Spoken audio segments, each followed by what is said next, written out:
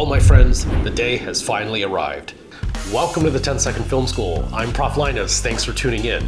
If you didn't know already, March 26, 2025 is the time Nick, Lou, and Jacob travel forward to in the sequel to Hot Tub Time Machine.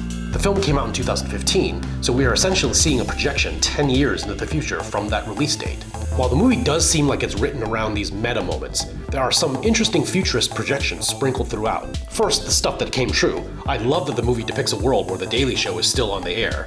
And yes, I think it would be fabulous if Jessica Williams hosted. And it looks like it's on public TV, no less. Technology in the home is activated via an Alexa-type device, although in this movie the commands are only obeyed when spoken by a specific user, and we're a bit off in that regard. I suppose predicting just 10 years into the future wasn't that much of a stretch, but the nightclub scene did look reasonably similar to today, what with the type of music and the fashions. Stuff that didn't exactly come true, but that were clever. I love the self-driving smart car scene. You know, the cars that are summoned the minute that you want one, and they respond to your touch and voice commands, and they choose between right and wrong. In the film, the character Gary Winkle mentions that a Hurricane Beth devastates some properties that he is then able to capitalize on, but there was no such Hurricane Beth in the 2020s. Characters are seen using see-through phones, but probably the most interesting part is that, like other futurist texts, like the Italian film Endgame, which is also set in 2025, and The Running Man, whose source novel is set in 2025, this movie has a very demented and revolting game show element to it.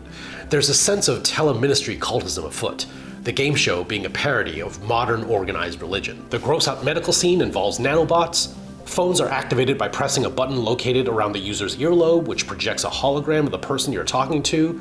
I'm not sure I like this tech, or even sure why the projection would be backwards for the user, but I do like the purpose of seeing the game show bit.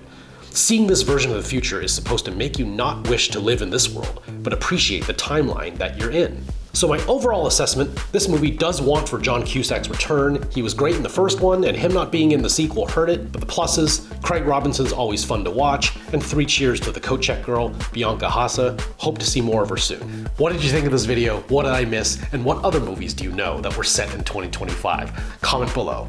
I'm Prof. Linus with the 10-Second Film School. Thanks for watching, and I'll see you next time. Hi everyone.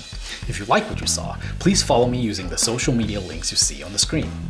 If you wish to show more support, I'll provide a link to my Patreon page as well as a link to purchase my new classroom textbook.